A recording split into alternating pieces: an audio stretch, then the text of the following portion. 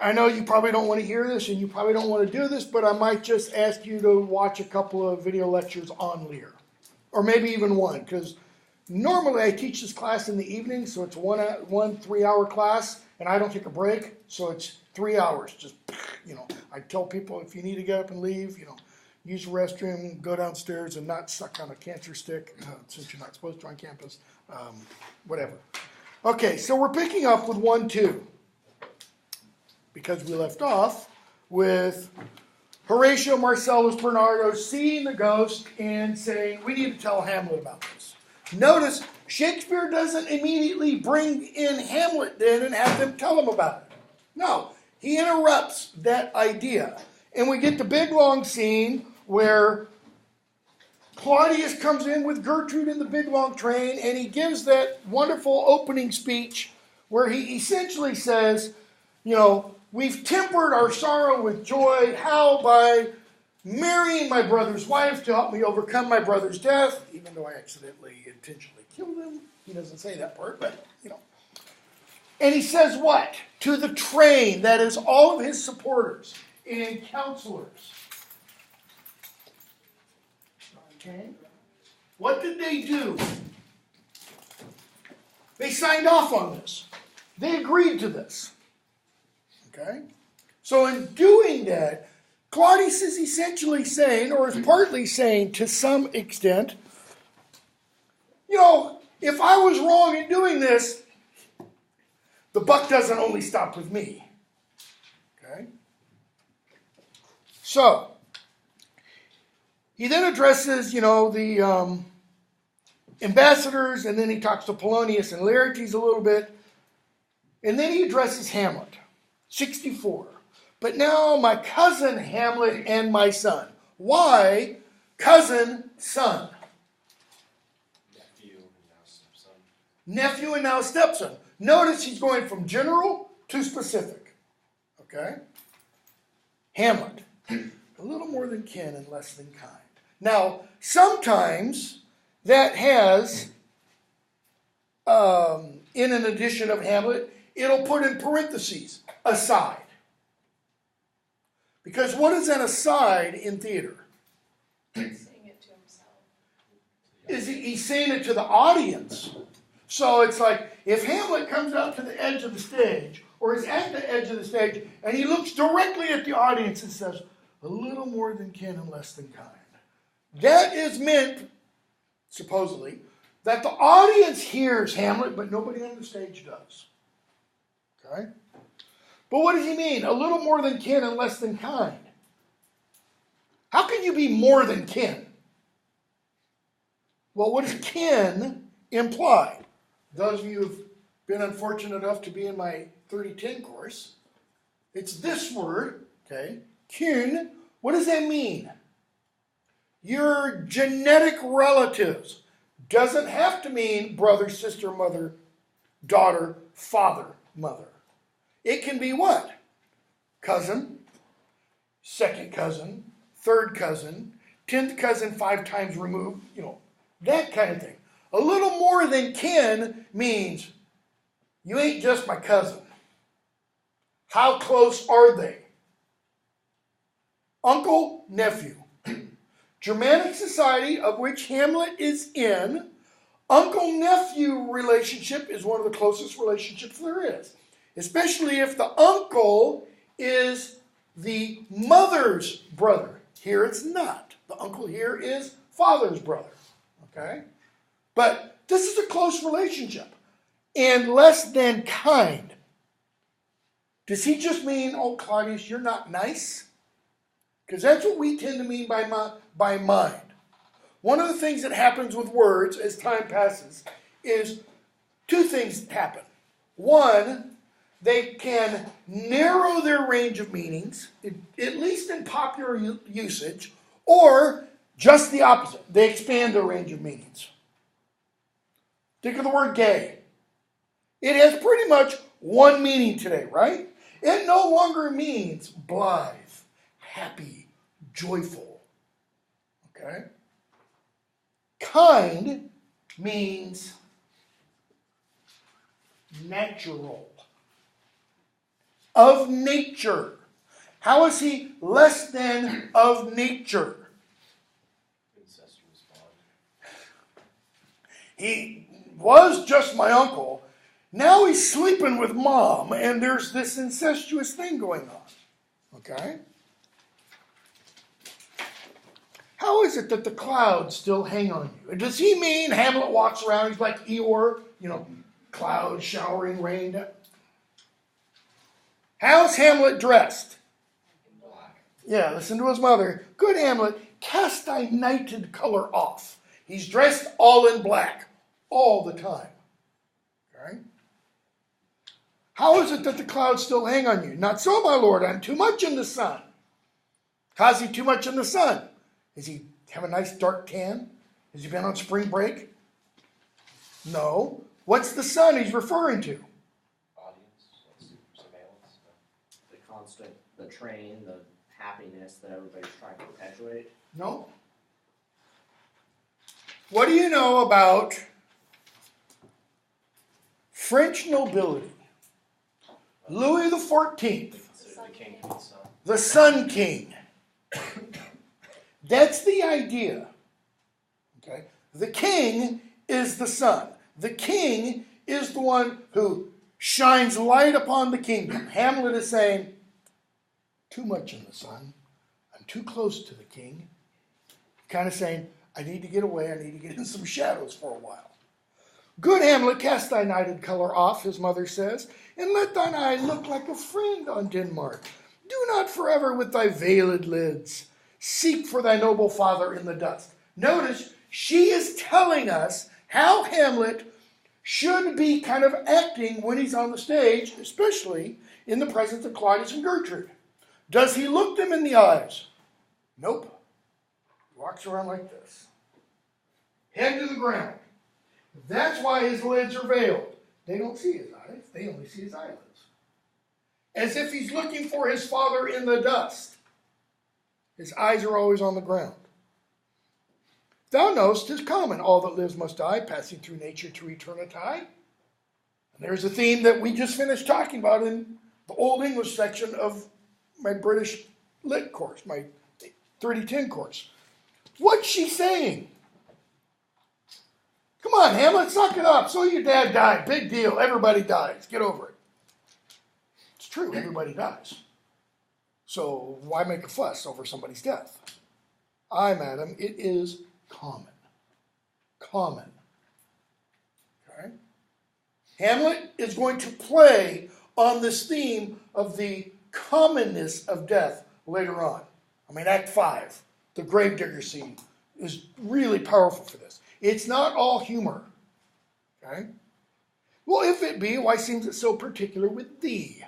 2 words there, seems particular. Why does it appear so particular? Why do you appear to be so bent out of shape about death, his father's death? Seems, madam? Now, this is Shakespeare at his height. Why? Shakespeare loves the theme of appearance versus reality. Appearance seems. Reality can be different. Seems, madam? Nay, 'tis. I know not seems. 'Tis not alone my inky cloak, good mother. Sarcasm there, by the way. Nor customary suits of solemn black, nor windy suspiration of forced breath. He walks around sighing all day long. No, nor the fruitful river in the eye. He walks around with tears in his eyes. Nor the dejected behavior of the visage, his face cast down on the ground. Together with all forms, moods, shapes of griefs, what? That can denote me, truly. Why doesn't he use connote? What's the difference between a denotation and a connotation? Denotation is the literal meaning and connotation. Bingo. Denotation is the exact literal meaning.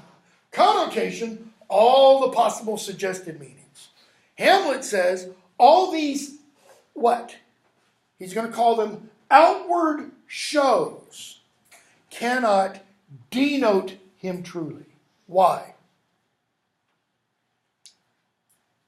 Because the true him, it's hidden inside. These indeed seem, that is, the clothes, the tears, the sighs, the looking down at the ground, these all seem. You can change your clothes. You can stop crying. You can put on a smiley, happy face. For they are actions that a man might play. And notice, we're not even the third scene into the play, and Hamlet brings in the idea of play acting, of putting on a show of sorts. Well, guess what? That is one of the major themes all throughout the play. We're going to see in Act 3, players come in, and Hamlet's going to tell them how to act. And we're going to hear Shakespeare, the playwright, tell his actors, don't screw up my lines. Don't overact with hand gestures and such. He says, they are actions that a man might play, but I have that within which passes show. Passes. Surpasses. He's telling us, inside, I am very disturbed. These are but the trappings and the suits, the outward manifestations of woe. King, 'tis sweet and commendable in your nature, Hamlet, to give these morning duties to your father. Notice, I think we've talked in here before about the pronouns, the Y form versus the TH forms. He's using the Y forms, kind of speaking down and such. To give these morning duties to your father, but you must know your father lost a father. That father lost his. And the survivor bound in filial obligation for some term to do obsequious sorrow. In other words, it is right to do some obsequious sorrow. Obsequious, mourning, right? It is fitting to wear black as a symbol of mourning for a period. But to persevere in obstinate condolement is a course of impious stubbornness. Impious, what does that mean? It's impious. If pious is religious devotion, impious is breaking that religious devotion or going against what one's religion dictates. So, you're violating your religious creed, essentially says, and then what does he do?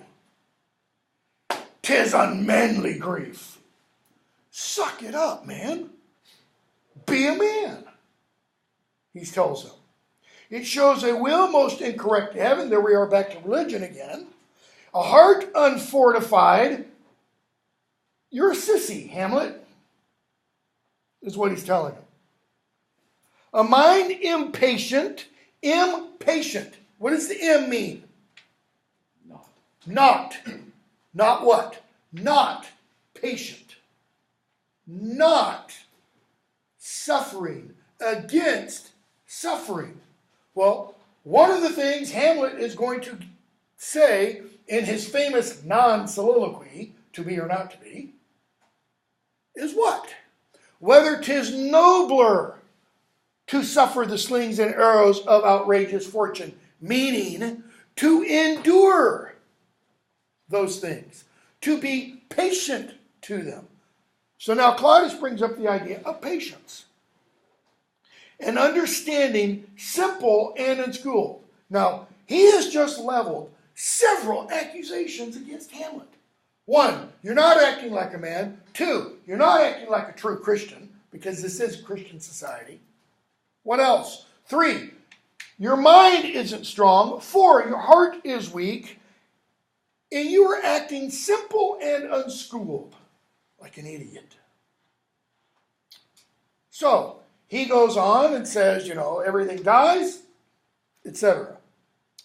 The queen, let not thy mother lose her prayers, Hamlet. I pray thee stay with us. Don't go back to Wittenberg. He says, okay, I will. I'll stay.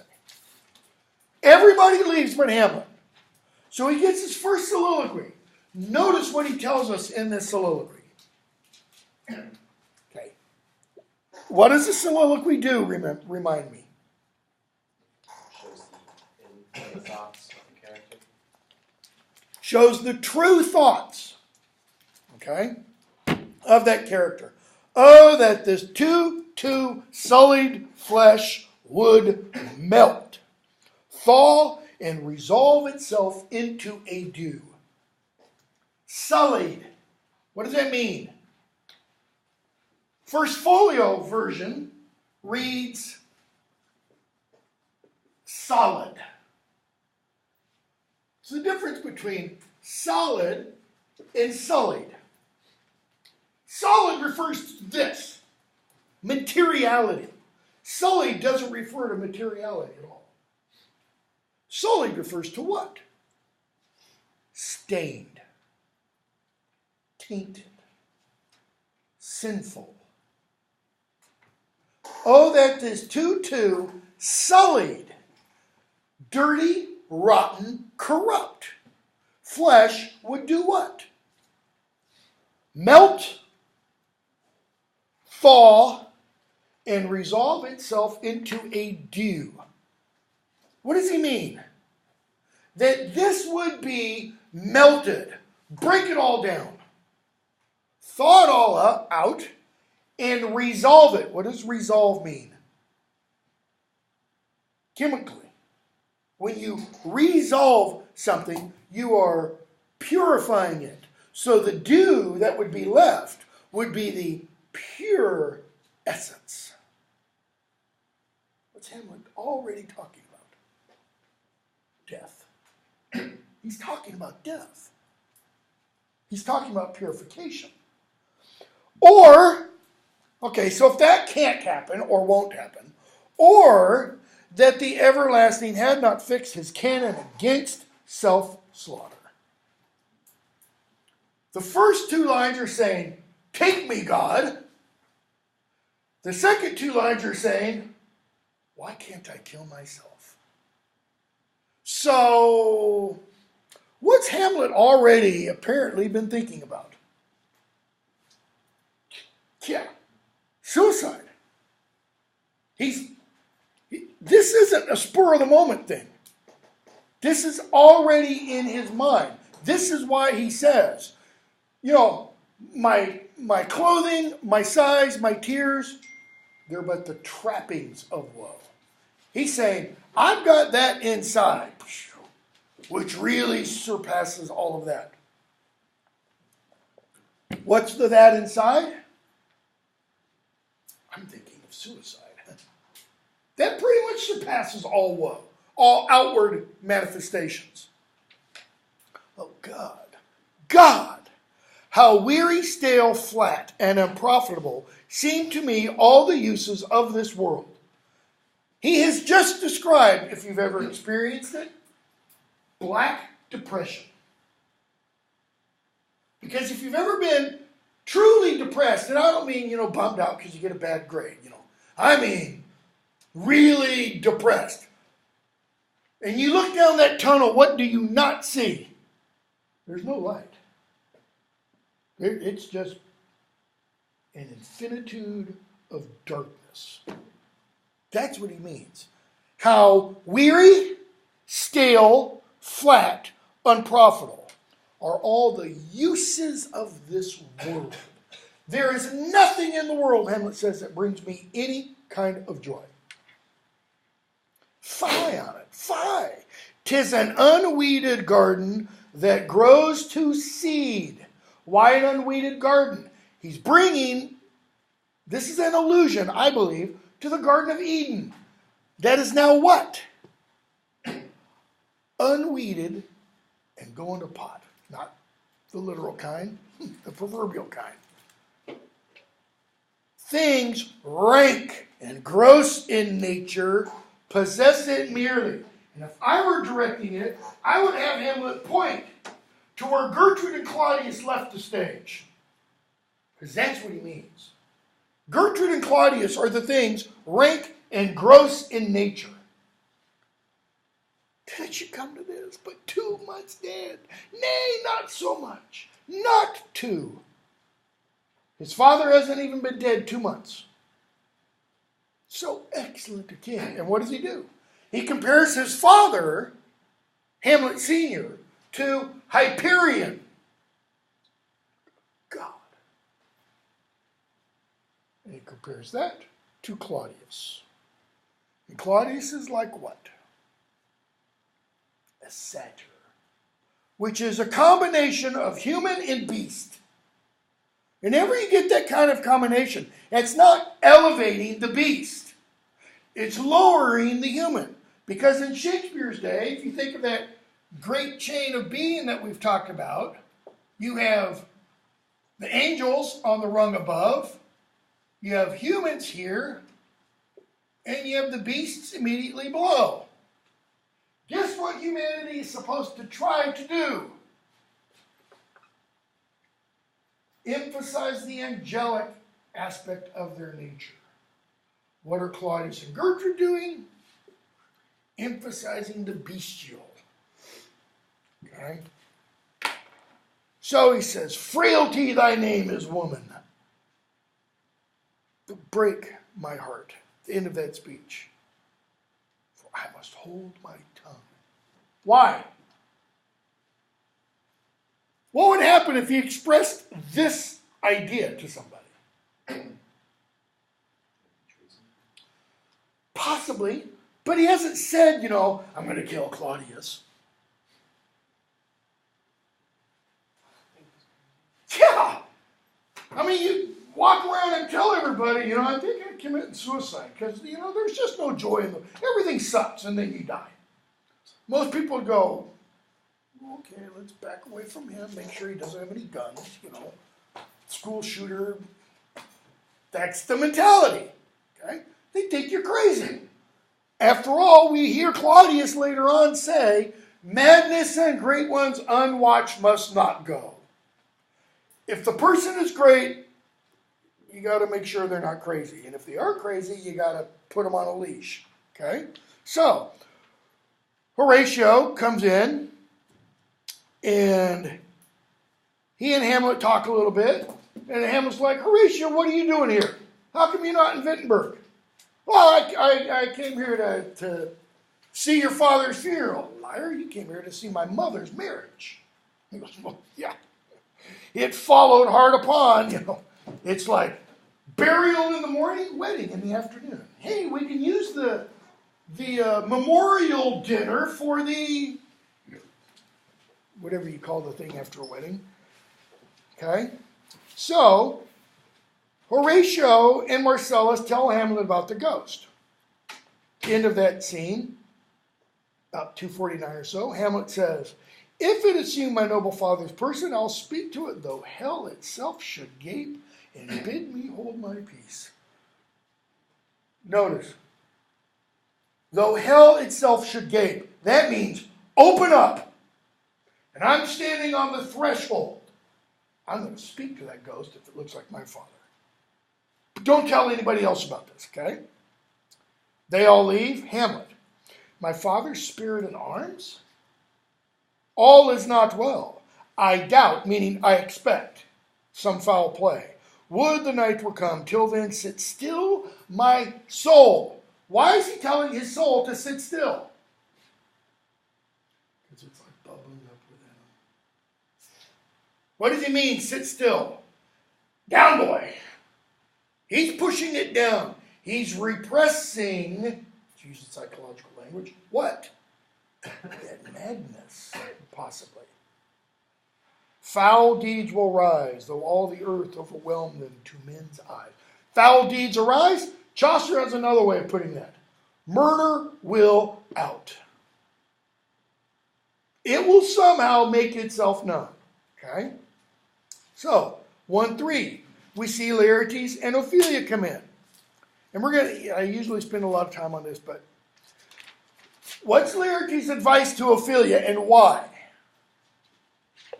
So, see Hamlet because he's wackadoo. Okay, is it because he's wackadoo? Does Laertes know Hamlet's crazy? Oh, is it because she's not Exactly. Don't trifle with Hamlet. Why? What is his state? He is what? If he were English, what position would he hold? Prince of Wales. He would be next in line to the throne. Okay? Meanwhile, Hamlet's off to the stage thinking, actually, the throne should be mine. You took it from me. You know, Scar, Simba. So, what does Polonius suggest about Hamlet's intentions regarding Ophelia? They're not sincere. They're not sincere, they're not noble, they're not honorable. Why does Laertes suggest that? Does Laertes have any proof for that? No, he doesn't. So why does he suggest it? Well, if you've read the Harry Potter novels, in one of the Harry Potter novels, in the fourth book, there's a scene where the false Mad-Eye Moody comes up to Harry, or says something to Harry, and he says, decent people are so easy to fool. Why? Because they think decently of other people. In other words, they expect other people to act decently. The flip side of that is, dishonorable people expect what from other people? Dishonor. We're getting, I think at least, a little insight into Laertes' mind here. What? Maybe I'm reading too much, but work with me for a minute. What might Laertes be doing while he's off in Paris? Is he merely learning how to be, one, a good student, and two, a good fencer? No, he probably enjoys the company of the ladies. He has the motivations he is ascribing to Hamlet. Okay? So, what does Ophelia say? All right, dear brother, I'll listen, provided what?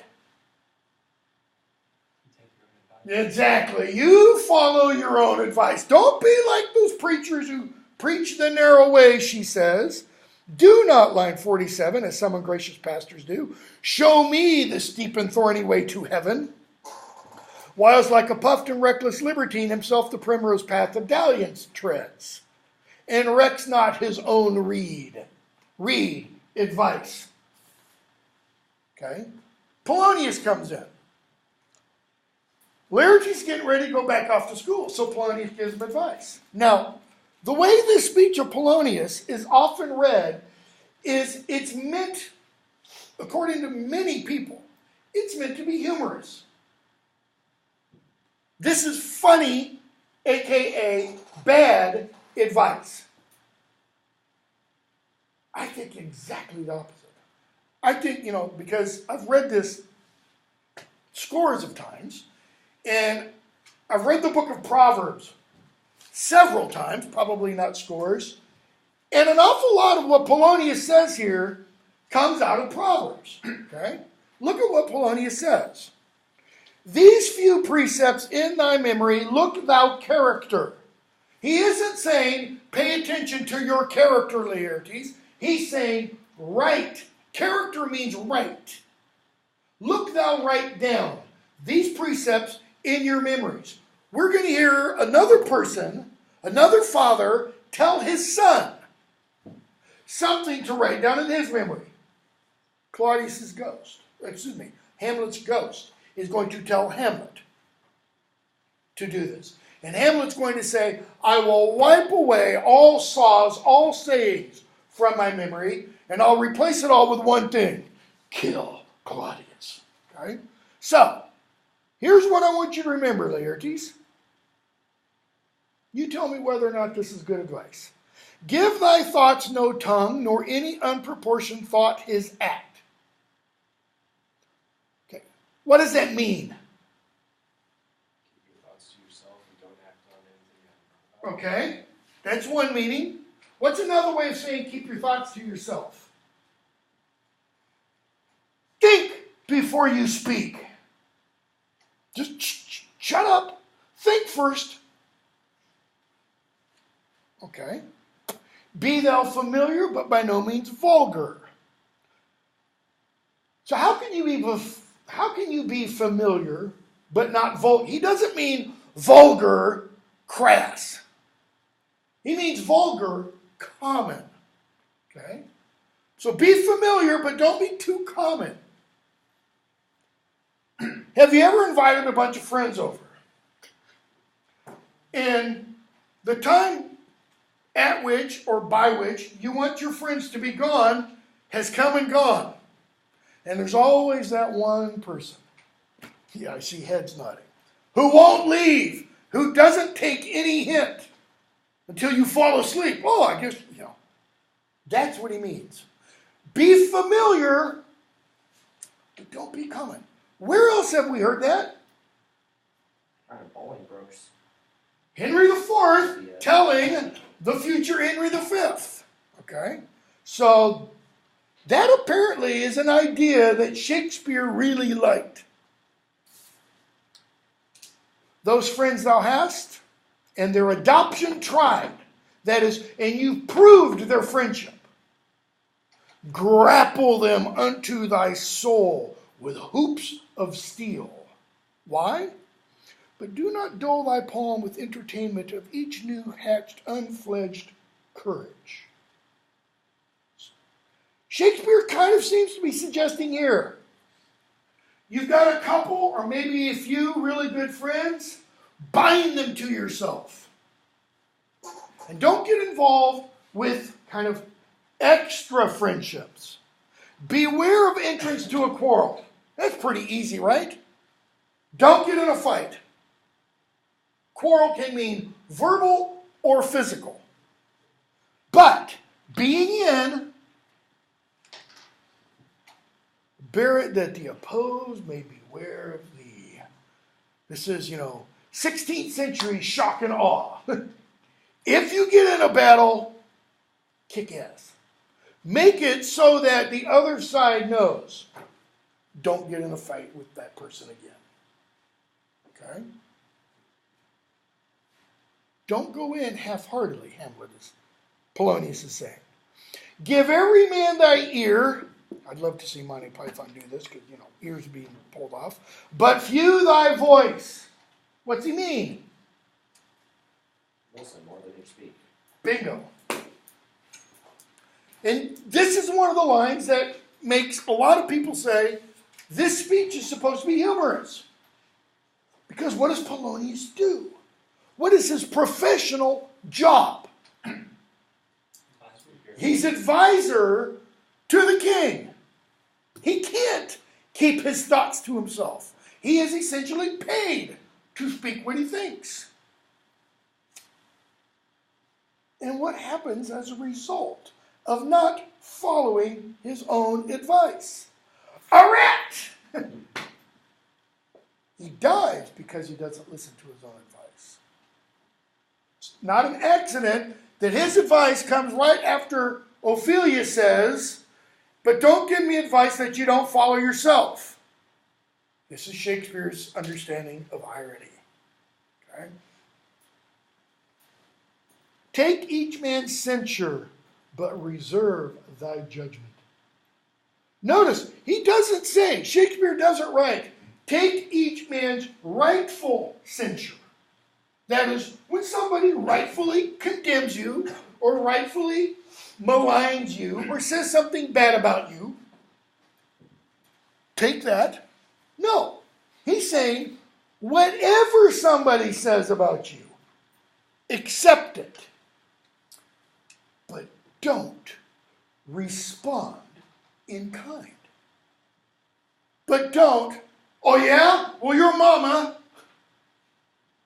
Don't immediately give censure back. He says, take it and be silent. Costly thy habit as thy purse can buy. Buy clothes you can afford, but not expressed in fancy. That is, excessive ornamentation. Rich, not gaudy. Rich, meaning well-made, good material.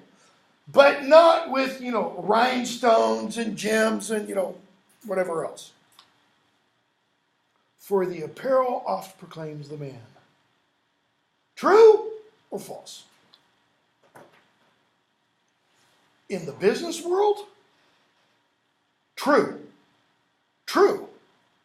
You will not see a member of the business faculty dressed like I am today. Or dressed like I am almost any day. If you're an economics professor or a finance professor or a business administration professor, guess what you're required by the College of Business attire is? Suit and tie. Why? It's business attire. Well, what's the business of English? You don't get an English degree and go out and become an Englisher. There is no Englisher, okay? Which is why a lot of us dress like this. Or as one of my colleagues said, pay me the business faculty salary and I'll go out and buy a nice Italian suit, because I will be able to afford it.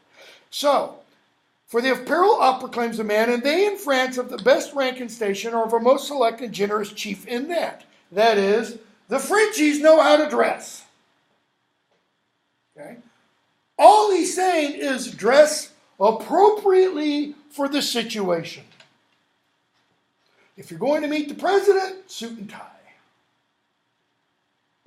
If you're going to meet a homeless person, not necessary. Not because you're not respecting the homeless person, but the situation is different. Neither a borrower nor a lender be. Why? For loan oft loses both itself and friend, and borrowing dulleth the edge of husbandry. So notice that. Don't borrow money from others. Let's be a little more specific. Don't borrow money from friends. Don't lend money to friends. Why? You often lose both. That is, the money you borrowed and or loaned, and the friend. Because what happens when the friend doesn't pay you back? You just chalk it up to lesson learned, or does your friend now have a sully on his or her character? Okay. Loan oft loses both, and borrowing dulleth edge of husband. What does he mean by husbandry? Industry, hard work, diligence.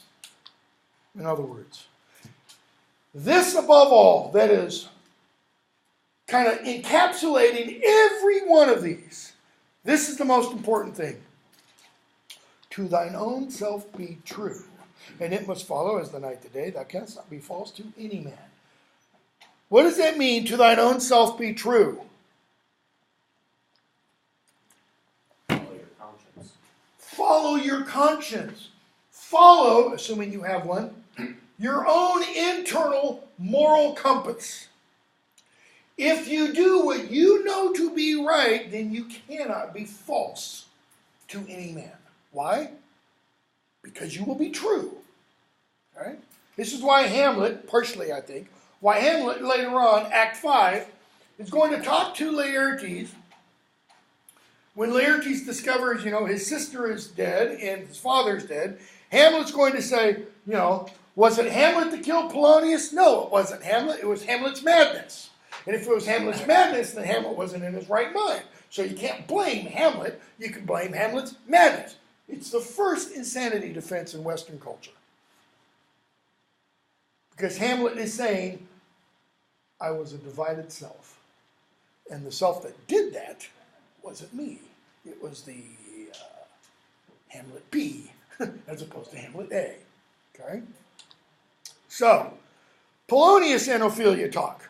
What does he talk to her about? He says, what were you and Laertes discussing? She says, Hamlet. So what does he tell her to do? Don't have anything to do with him. Why? Well, what does she express Hamlet has given her?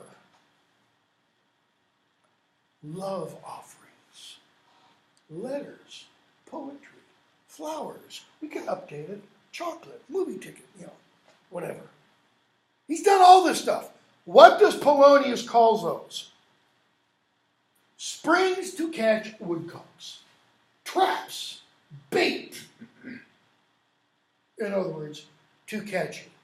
Hamlet, according to Polonius and Laertes, wants one thing from Ophelia. What is that? Sex. It's it. Sex. And once he gets that, both Polonius and Laertes imply, then what? He'll cast her away. She's kind of like, well, it's not really how he's acted so far. And this is why I have a problem with Kenneth Branagh's version of Hamlet. Because in Kenneth Branagh's version of Hamlet, she's already given it up. I mean, we see Hamlet and Ophelia in bed. Ophelia pretty much makes it clear here, they haven't gotten that far. It's not even clear that they've kissed. They have exchanged love tokens. Okay? So, he tells her, do not believe his vows, 128. They are brokers. His vows, what does he mean by brokers? Put that in modern language relating to procuring sex. His vows are like pimps. Okay? Now that's pretty bleak. That's pretty base. Okay? So, we see Hamlet and the others. It's now midnight, the very witching time of night, and the ghost comes in. And Hamlet says, line 39, angels and ministers of grace. Okay, that's what angels are. So he's saying, angels and other angels. What? Defend us. He's calling on God to send down angels to protect them. Why? Because seeing ghosts is not normal. Be thou a spirit of health or goblin damned. Bring with thee airs from heaven or blast from hell. Be thy intents wicked. Notice he kind of goes back and forth. Angels and ministers of grace. Spirit of health, goblin damned. Airs from heaven, back up there, or blast from hell. Intents wicked or charitable. Thou comest in such a questionable shape that I will speak to thee. I'll call thee Hamlet, Father, Royal Dane. Answer me. Okay? Tell why thy canonized bones. Does he mean his father was made a saint? No. So why are his bones canonized? Because he was buried in the churchyard. He received a quote-unquote Christian holy burial. Okay? Why thy canonized bones, hearsed in death, have burst their cerements? That is, how come you're not still in the grave? What gives? Because in some funeral ceremonies, what happens? Some, not all, the priest, pastor, etc., will say something like, seal this tomb till the day of judgment. So, to keep what's in there from staying there. Why the sepulchre wherein we saw thee quietly enter and have oped his ponderous and marble jaws to cast thee up? What? Tell us. And the ghost, because of what Horatio says, and because of what the stage direction says, the ghost does this. Come here. It beckons you. Hamlet, I'll go after it. No, don't. Hamlet, 65. I do not set my life at a pin's fee. I don't care whether I live. How do we know? Oh, that this too sullied flesh would melt. Or that the everlasting one had not set his canon against self-slaughter. So, Hamlet goes after it, and we're going to skip a bunch. 1:5. The ghost says, my hour is almost come when I, the sulphurous and tormenting flame, must render up myself. Okay, sulphurous and tormenting flame sounds like where? Hell. But it can't be hell. Why not? No. Because he lived according to the Catholic faith, and he was killed. Okay. I mean, that's possible. Even more basic. He's here now. In other words, you don't get to leave hell. Ghosts don't get to leave hell. You go to hell permanent. You stay there. Okay? But the ghost has been allowed to come out. Huh.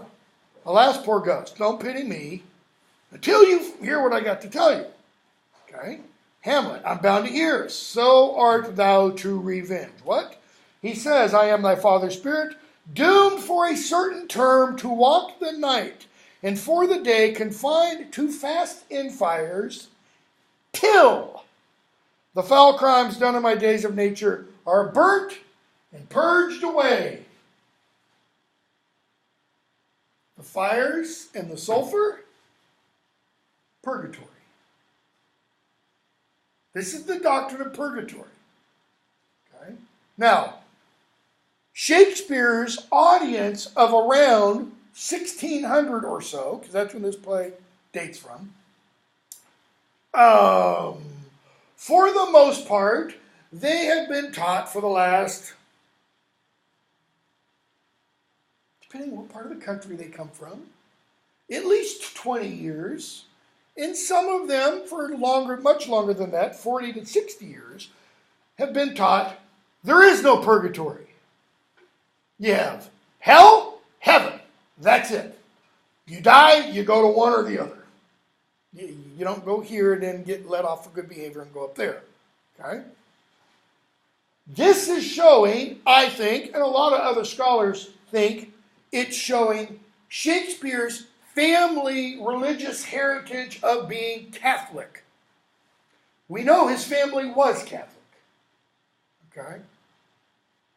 So, notice, I am bound for a certain term to walk the night and for the day confined to fast in fires until the crimes done in his days of nature, that is while he was alive, crimes just mean sins, it's not, he was a secret axe murderer, rapist and stuff, are what? Burnt and purged away. Because once all those are burnt and purged away, the sulliedness will be gone, and he will have been melted, thawed, and resolved into a dew.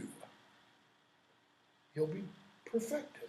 The whole purpose of purgatory is purification. You go to purgatory, it means, guess what? Eventually, you end up in heaven. It's just a matter of how long. Okay? So, he says, I can't tell you the secrets of my prison house, but if I could, it would kill you. All right? So, I was murdered. My brother murdered me. He did what? It's given out that while I was sleeping in an orchard, I was stung by a serpent. No, the serpent poured poison in my ear.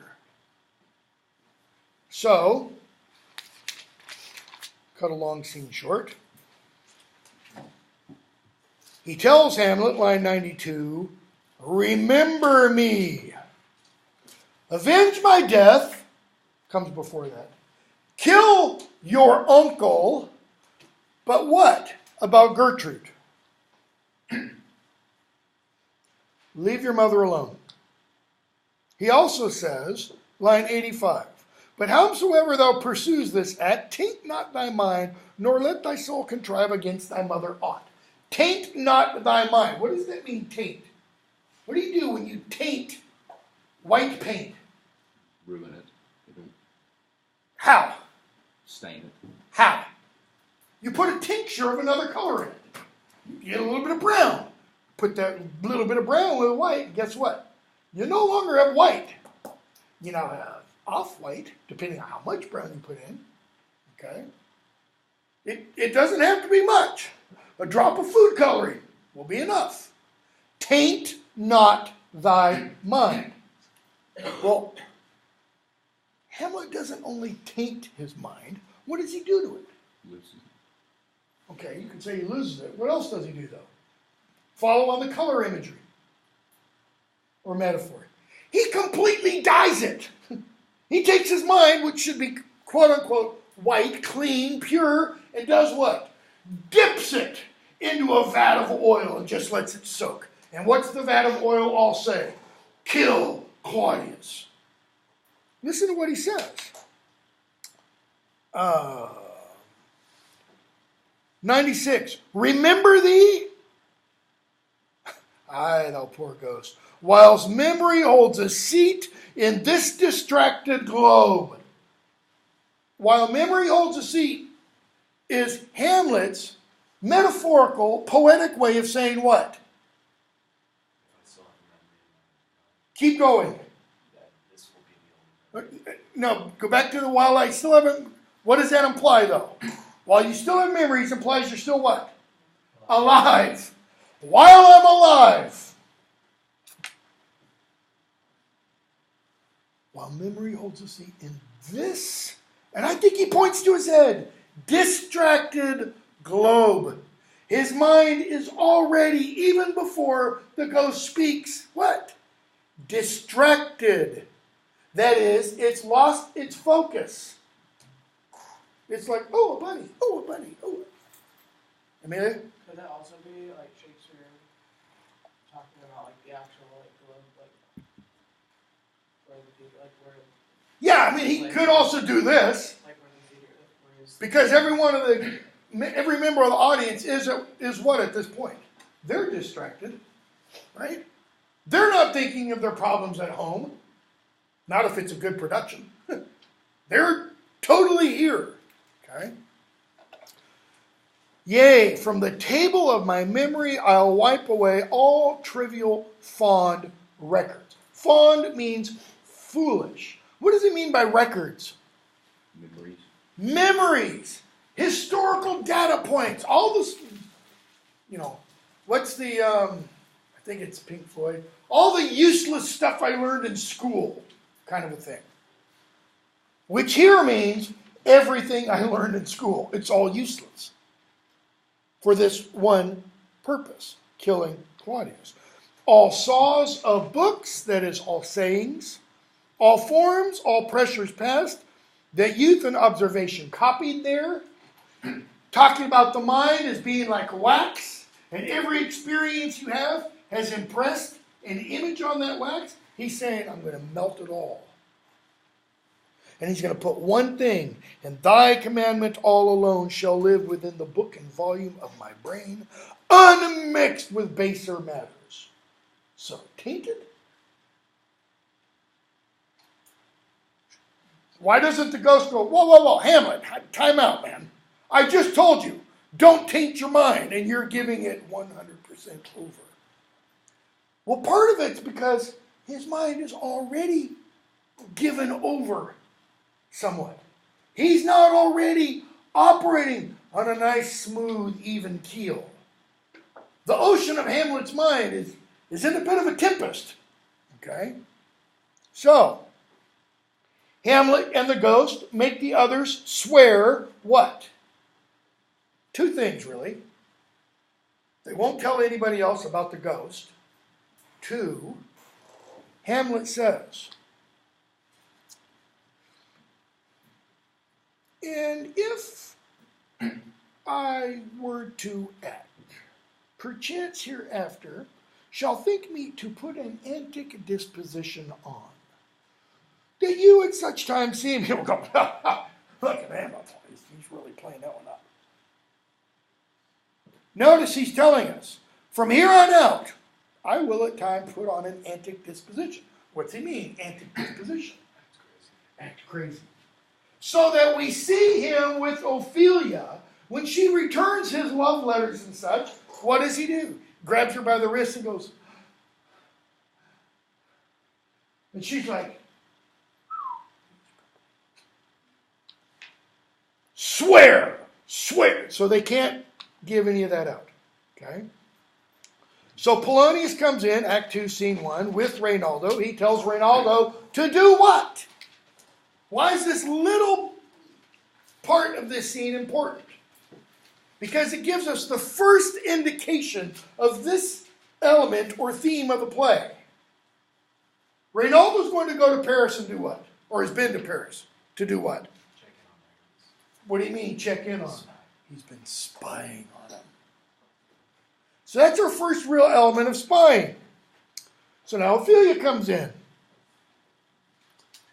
And he says, what's wrong in the name of God? Well, I was sewing in my closet, and Lord Hamlet with his doublet all embraced, and no hat upon his head, and his stockings fouled, ungartered, down jived to his ankle, pale as his shirt, knees knocking, he comes before me. So what does she just describe? Someone who is suffering from the medieval and Renaissance diagnosis of love sickness. Actual diagnosis. And what she has just described are symptoms. One, he comes in, his doublet all unbraced, untied. What else? He's not wearing a hat. You come into the presence of a woman, you should have a hat on your head. Okay? What else? His stockings foul, they're dirty and ungartered. Okay, not stockings like calf. Their stockings are like women's hose. But his aren't gartered, they're falling down. So she can see, there's skin on his legs. Pale as his shirt, his knees knocking each other. Mad for thy love. Mad here not meaning out of his mind crazy, but just crazy for your love. I don't know. I do fear it. Well, what did he say? He took me by the wrist. He held me hard. And then he goes to the length of his arm. And he does this. He lets me go and leaves. Let's go talk to the king. Why? This is the very ecstasy of love. Ecstasy. What does that word mean? No, it is not a date rape drug. It is an out-of-body experience. It is Greek understanding. It's when the soul leaves the body, not at death. But, Pythagoras' transmigration of the souls, not which can be at death, which is why he believed in reincarnation and didn't think you should eat meat. But also that the soul can do that while alive. Okay? Whose violent property foredoes itself and leads the will to desperate under. He says, this is my fault. I shouldn't have told you to, close them off. Okay? So, 2-2. Rosencrantz and Guildenstern come in. We hear the king talk to them. They are there for what purpose? Spy on Hamlet. Okay? So, Polonius comes in with Ophelia, and he tells them, your noble son is mad. Line 92. Mad call I in for to define it, she says, more matter with less art. In other words, you get to the point. And he tells them what he ordered Ophelia to do. She did. He tells them Hamlet's response. And he says, here's what we should do.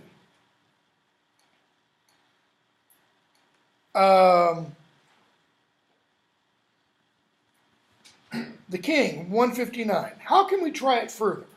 That is, how can we prove that you're right? Well, sometimes he walks 4 hours together here in the lobby, yeah. When he's doing that, I'll loose my daughter to him. How's he just described his daughter? Like a dog. Get him! Sick him! Why? Be you and I behind an arras then. Mark the encounter, and we'll watch what happens. We're going to spy on him again. Okay? The king, okay, we'll do that. And Hamlet comes in one of the back doors on the stage. Okay? Stage is going to have 1 to 3 doors, at least 2 usually, one over here, sometimes one in the middle. So they're out here talking, and in comes Hamlet.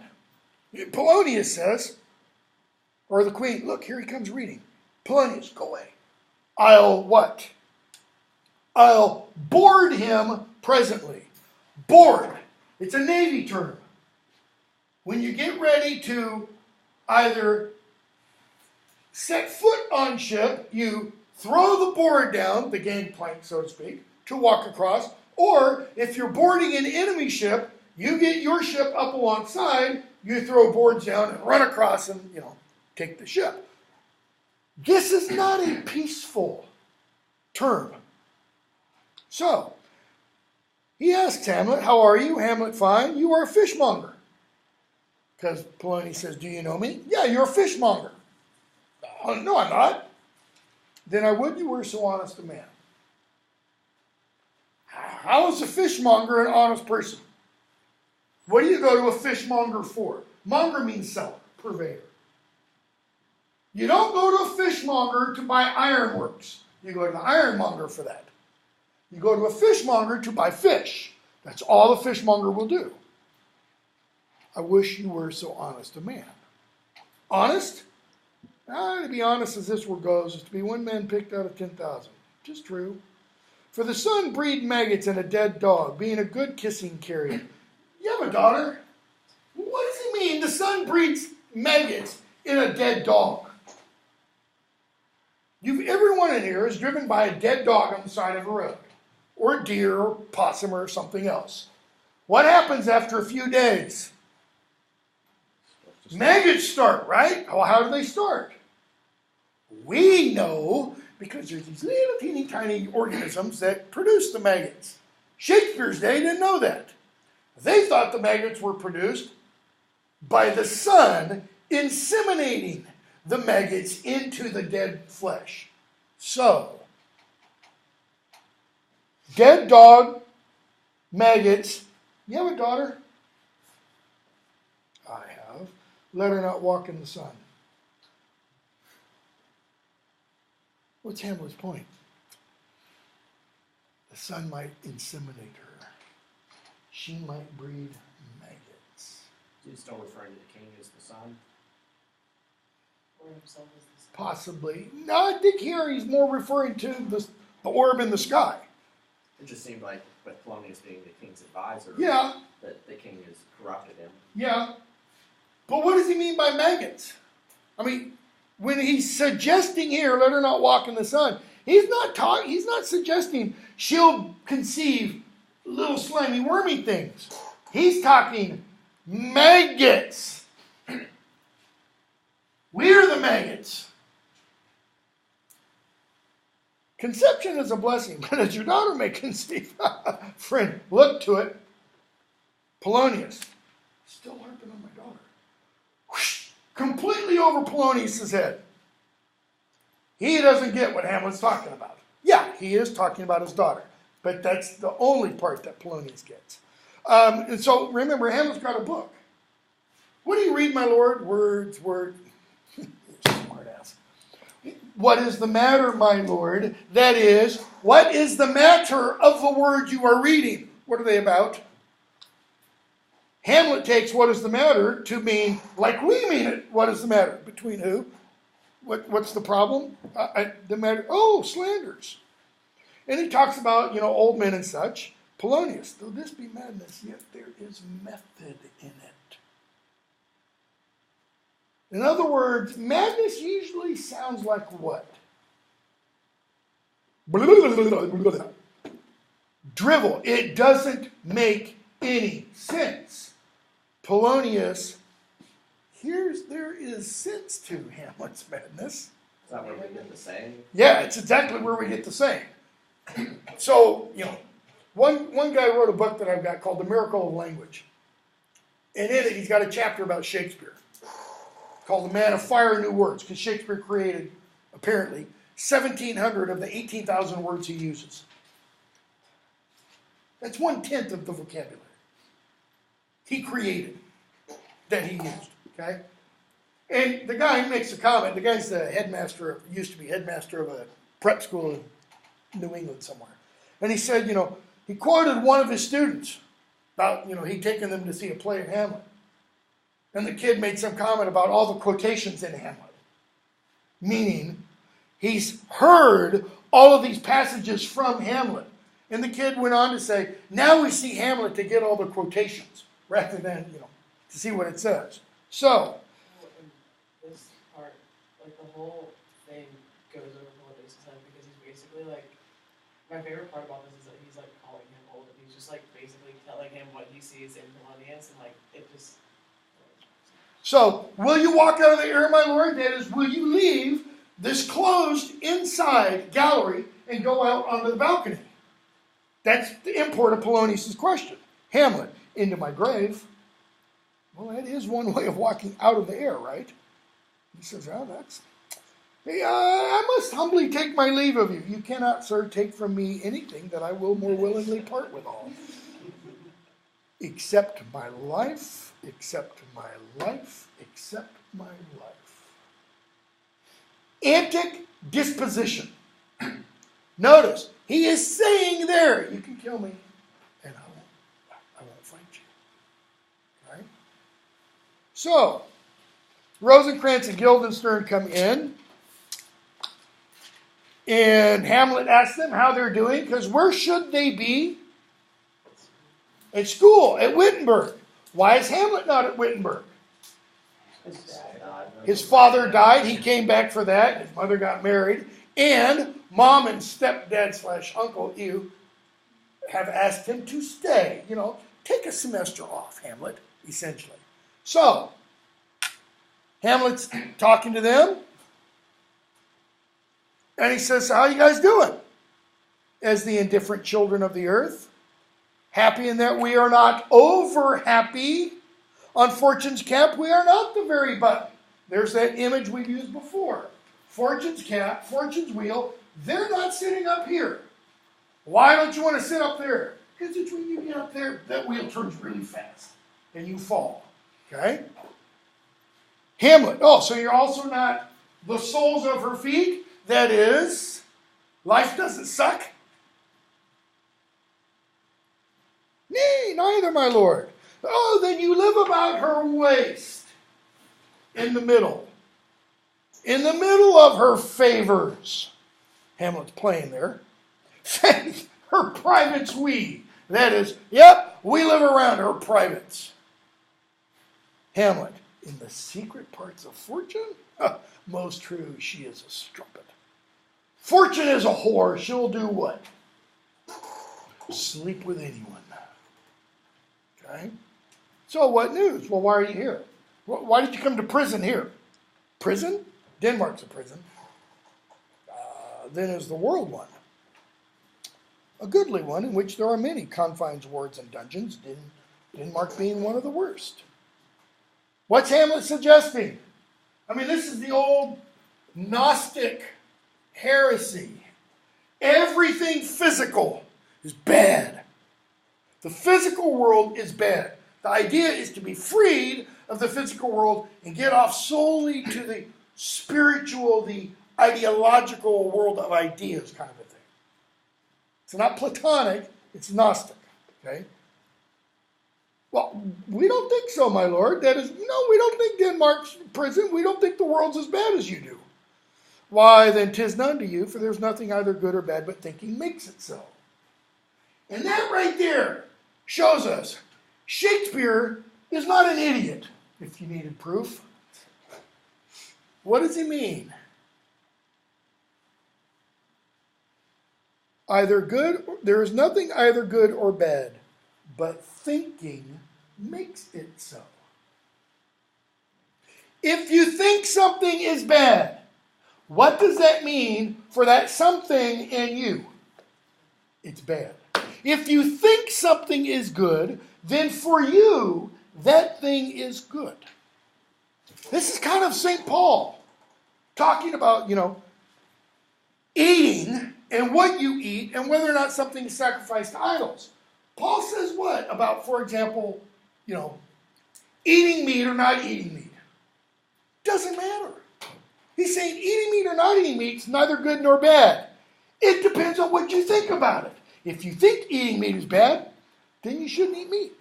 If you think eating meat's good, then you should eat meat. Okay? To thine own self be true. To thine own self be true. That's exactly what that means. Okay? Well, then your ambition makes it a prison. Yeah, we understand your problem, Hamlet. You have ambition.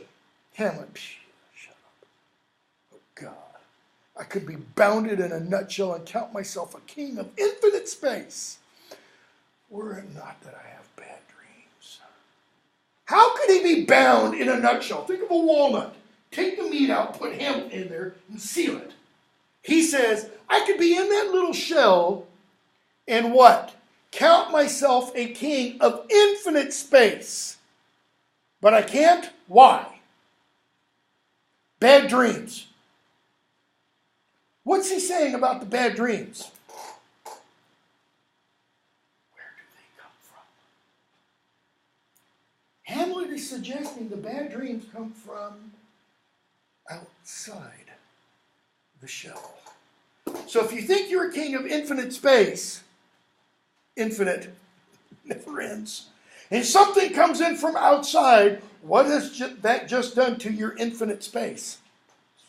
It's made it finite. Which dreams are ambition. Oh, yeah, we understand. You're having these dreams, why? You want to be king.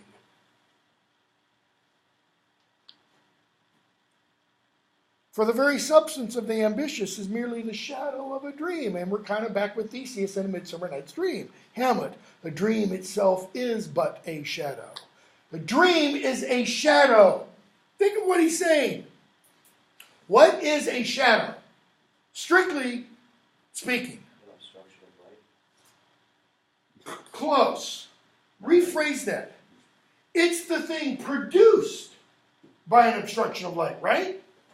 So, you have the sun shines its rays, there's a box. What does the box produce? The shadow. So, he says, a dream itself is but a shadow. If this is the dream, and it is a shadow, then what must be behind the dream? The real whatever the thing is. Hamlet's deep. He's saying, okay, I'll play your little mental semantic game. Shut up, Siri. What's this back here? Or the real box. Okay? So, he says, come on, tell me why you're really here. And they say, and he says, okay, I'll tell you why you're here. I have of late, I know not why, lost all my mirth, 297, forgone all custom of exercises. Go so heavily with my disposition that this goodly frame, the earth, seems to me a sterile promontory. This most excellent canopy, the air, look you, this brave o'erhanging firmament, this majestical roof fretted with golden fire, appears nothing to me but a foul and pestilent congregation of vapors. What a piece of work is man. And he gives one of his great speeches. What does he mean, what a piece of work is man? How noble in reason, how infinite in faculties, in form and moving, how express and admirable in action, how like an angel.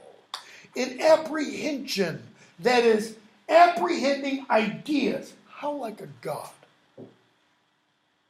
The beauty of the world, the paragon of animals, and yet to me, what is this? Quintessence of dust.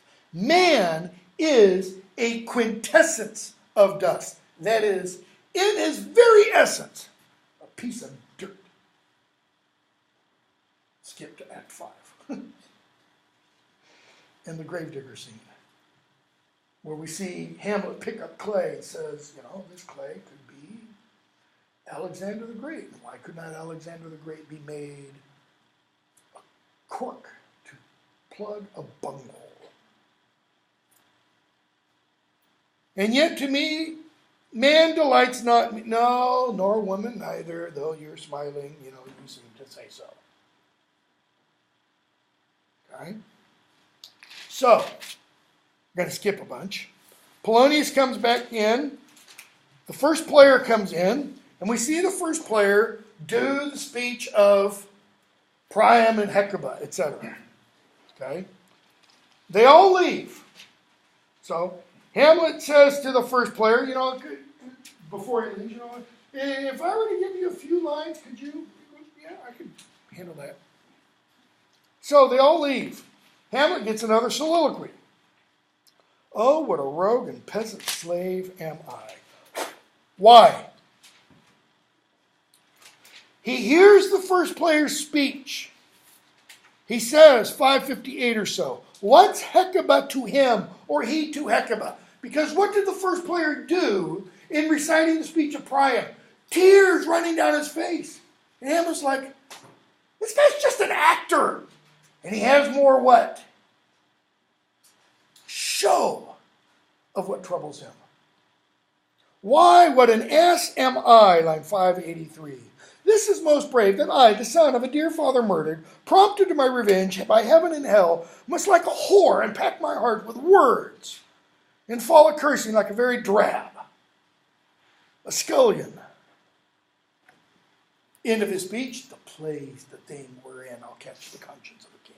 He's already thinking, because he's told him, could you do the murder of Gonzago, the mousetrap? Yeah, I can do that, etc. Okay? 3-1. I know we're not going to finish it, but we'll get close. So, 3-1. The king comes in, Rosencrantz and Guildenstern, okay? And he talks to them. They all leave. Polonius is there with Ophelia, and he says, okay, Ophelia, walk you here. He's giving her stage directions. Walk right here. And the king and I, we're going to step behind this arras. And I'll think of the stage for a moment. Looks like this. You've got a door and a door. Arras, arras. Okay? Ophelia is going to be out here. Hamlet is going to walk in. Where are Polonius and the king? They're on the stage. They're just hidden behind the arras. If I were filming this, I would have it so you could see their feet showing from underneath the curtain.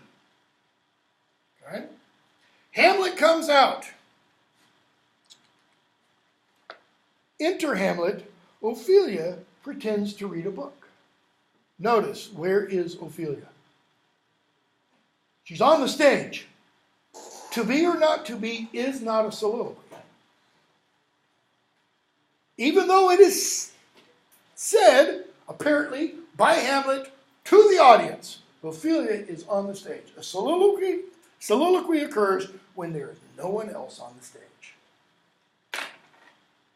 I think, if I were directing this, Hamlet would come out with his kind of book, and he'd glance up and see Ophelia.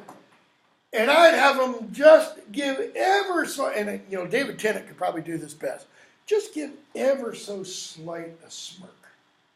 Like, okay, I see how this plays.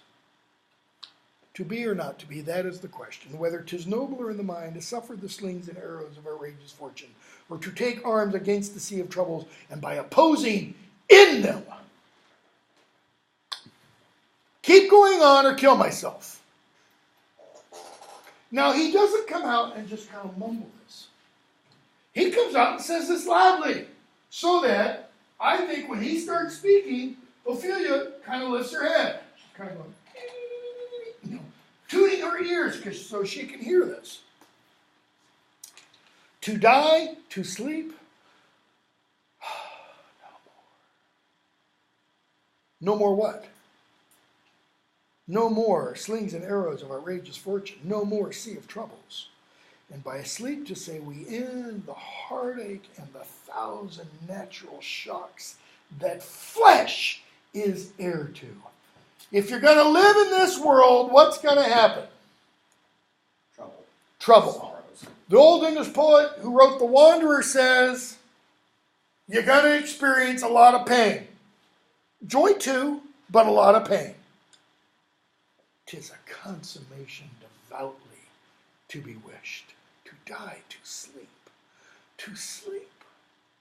perchance to dream. Aye, there's the rub. Well, he's already introduced dreams, right? He could be king of infinite space, bounded in a nutshell, if he didn't have dreams. For in that sleep of death, what dreams may come, title of a great movie, by the way, if you've never seen it. What dreams may come when we have shuffled off this mortal coil must give us pause. What dreams will our souls experience when we die? There's the respect that makes calamity of so long life.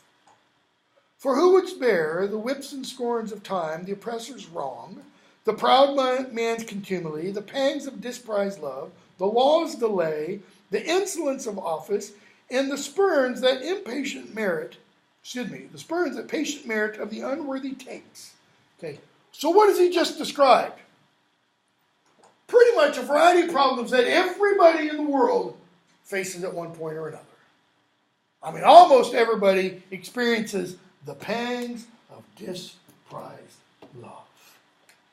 Who would let that continue when he himself might as quiet as make with a bare bodkin, when you could end it all with a knife?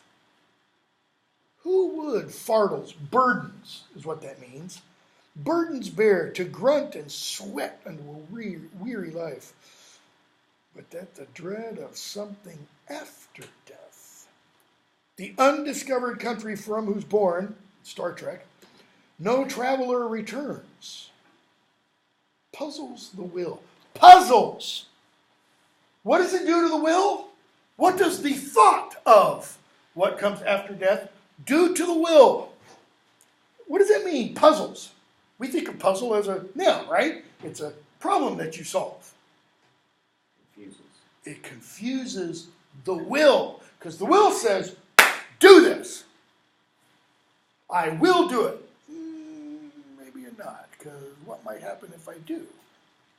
Especially under the Christian belief. Yeah, exactly. Does. Puzzles the will and makes us rather bear those ills we have than fly to others that we know not of. Well, what might Hamlet be thinking of? Dear old dad, suffering for a term of night to walk the earth and fires by day until he has purged off all of his sins. Thus conscience does make cowards of us all. What does he mean by conscience? Is it merely that inner governor, that inner mechanism that says do this, don't do this? Is it fear of retribution? Or is it what the word kind of literally means? Knowing with, that is, thinking about it too much. Used to be one of the major criticisms of Hamlet, and this goes back to Samuel Taylor Coleridge. He thought too much. If you just stop thinking and follow the Nike, slogan, just do it. Just do it. Just go kill him.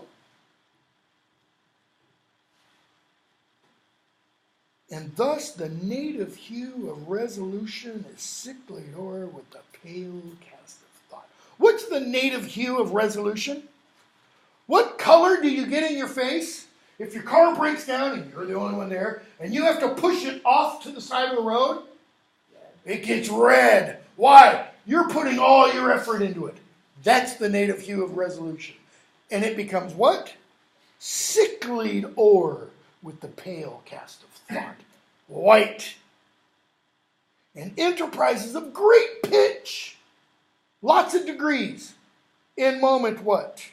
With this regard, that is, with this thinking, their currents turn awry and lose the name of action. You don't act on it. Oh, but look, there's Ophelia. Golly gee, didn't know she was there.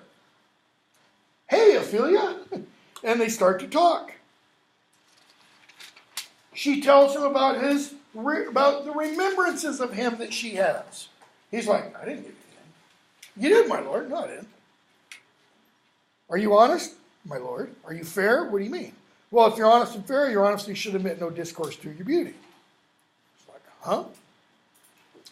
Get thee to a nunnery. Why? Well, if you're out in the sun too much, Read that. yep, breed maggots. Why wouldst thou be a breeder of sinners?